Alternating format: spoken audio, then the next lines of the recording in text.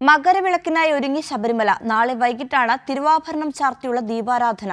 പിന്നാലെ പൊന്നമ്പലമേട്ടിൽ മകരജ്യോതി തെളിയിക്കും. തീർത്ഥാടകർക്ക് സുഗമമായി മകരവിളക്ക് ദർശിക്കാൻ വിപുലമായ സൗകര്യങ്ങൾ ഏർപ്പെടുത്തിയിട്ടുണ്ടെന്ന് ദേവസ്വം ബോർഡ് അറിയിച്ചു. പരാതിരഹിത തീർത്ഥാടന കാലത്തിന് കൂടിയാണ് പരിസമാപ്തിയിലേക്ക് എത്തുന്നത്. മകരവിളക്കിനോടനുബന്ധിച്ച് തീർത്ഥാടകർക്ക് നിയന്ത്രണം ഏർപ്പെടുത്തിയിട്ടുണ്ട്. ഇന്ന് സ്പോട്ട് ബുക്കിംഗ് അടക്കം 40,000 പേർക്കും മകരവിളക്ക് ദിനമായ നാളെ 35,000 പേർക്കും മാത്രമേ ദർശനം അനുവദിക്കൂ. സന്നിധാനത്ത് മകരവിളക്ക് ദർശിക്കാനായി 15 വ്യൂ പോയിന്റുകൾ ക്രമീകരിച്ചിട്ടുണ്ട്. മകരവിളക്കിനായി സന്നിധാനം ഒരുങ്ങിയെന്ന Devaswom board member PD Santhosh Kumar. മകരവിളക്ക് ആയി ബന്ധപ്പെട്ട് മുഴുവൻ ഒരുക്കങ്ങളും പൂർത്തീകരിച്ചിരിക്കുകയാണ്.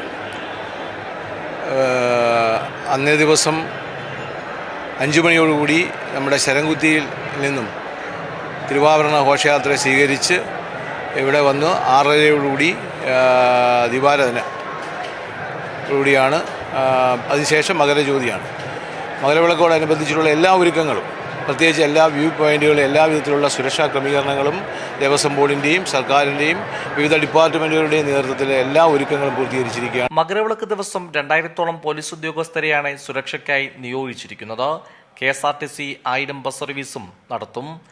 പർണശാലകളിൽ താമസിക്കുന്ന തീർത്ഥാടകർക്ക് ദേവസ്വം ബോർഡ് തന്നെ ഭക്ഷണം എത്തിച്ചു നൽകും. പന്തളത്തു നിന്നും ആരംഭിച്ച തിരുവാഭരണ ഘോഷയാത്ര നാളെ വൈകിട്ട് സന്നിധാനത്ത് എത്തിച്ചേരും. തുടർന്ന് തിരുവാഭരണം ചാർത്തിയുള്ള ദീപാരാധന നടക്കും. പിന്നാലെ പൊന്നമ്പലമേട്ടിൽ മകരജ്യോതി തെളിയിക്കും. കൈരളി ന്യൂസ്, സന്നിധാനം.